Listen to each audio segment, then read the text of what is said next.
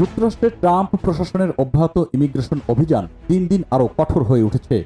মার্কিন সংবাদ মাধ্যম এনবিসি নিউজের খবরে বলা হয়েছে, মিনেসোটার বার্নসভিল এলাকায় এক বাড়িতে অভিযান চালিয়ে 4 জনকে আটক করেছে মার্কিন অভিবাসন সংস্থা ইমিগ্রেশন অ্যান্ড কাস্টমস এনফোর্সমেন্ট আইস।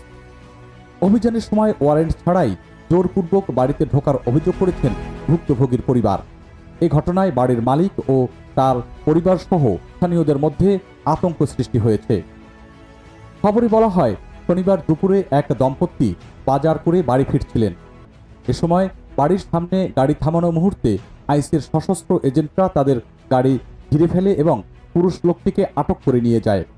বাড়ির সিকিউরিটি ক্যামেরার ফুটেজে দেখা গেছে, দম্পতি গ্যারেজে গাড়ি ঢোকানোর সময় এজেন্টরা হঠাৎ সামনে গিয়ে দাঁড়ায়। পুরুষটিকে আটক করার পর ওই নারী দৌড়ে বাড়ির ভিতর ঢুকে 7 বছরের ছেলেকে নিয়ে লুকানোর চেষ্টা করেন, কিন্তু শেষ পর্যন্ত তাকেও গ্রেপ্তার করা হয়।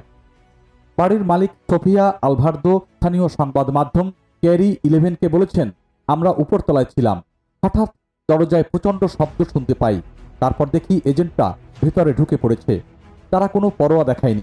তিনি বলেন, নিচতলায় থাকা ওই দম্পতি তাদের ভাড়াটিয়া ছিলেন। অভিযানের সময় ঘরে তার ভাই, মা, মেয়ে ও ভাগ্নি ছিলেন। বাড়ির মালিক আলভার্দোর ভাই অ্যাঞ্জেল জানান, আইসের এজেন্টরা আমার বোন ও পরিবারের সবাইকে রান্নাঘরে নিয়ে ফোনগুলো কেড়ে নেয়। পরে বন্দুক তাক করে তাদের জিজ্ঞাসাবাদ শুরু করে। এ সময় সবাই আতঙ্কে কাঁপছিলেন।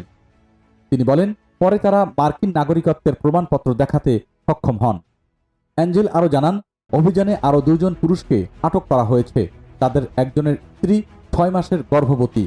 তিনি জানান, আমি আমার 7 বছরের মেয়ে আর 1 বছরের ছেলেকে নিয়ে ঘরে লুকিয়েছিলাম। দরজা খুলতেই তারা বন্দুক তাক করে আমাকে বের হতে বলে। অ্যাঞ্জেল আরও বলেন, তাদের পরিবার হন্ডুরাস থেকে যুক্তরাষ্ট্রে এসেছিল অবৈধভাবে কাজের জন্য। এখন তাকে স্বেচ্ছায় দেশত্যাগ করতে বলা হয়েছে। এ ঘটনার পর বার্নসভিল সিটি কর্তৃপক্ষ এক বিবৃতিতে জানিয়েছে, আমরা ফেডারেল অভিবাসন অভিযান পর্যবেক্ষণ করছি। এই ধরনের অভিযান স্থানীয় বাসিন্দাদের মধ্যে ভয় ও অনিশ্চয়তা সৃষ্টি করছে। মিনেসোটায় সাম্প্রতিক সময় ট্রাম্প প্রশাসনের অধীনে অভিবাসন বিরোধী অভিযান জোরদার করা হয়েছে, বিশেষ করে মিনিয়াপোলিস ও সেন্ট পলে, যেখানে সোমালি ও লাতিন আমেরিকার বংশোদ্ভূতদের বড় সম্প্রদায় রয়েছে। আইসের এই অভিযান নিয়ে মানবাধিকার সংগঠনগুলো বলছে, ওয়ারেন্ট ছাড়া বাড়িতে ঢোকা ও শিশুদের আতঙ্কিত করা যুক্তরাষ্ট্রের আইনের চরম লঙ্ঘন। এভাবে কোনো সভ্য দেশ চলতে পারে না।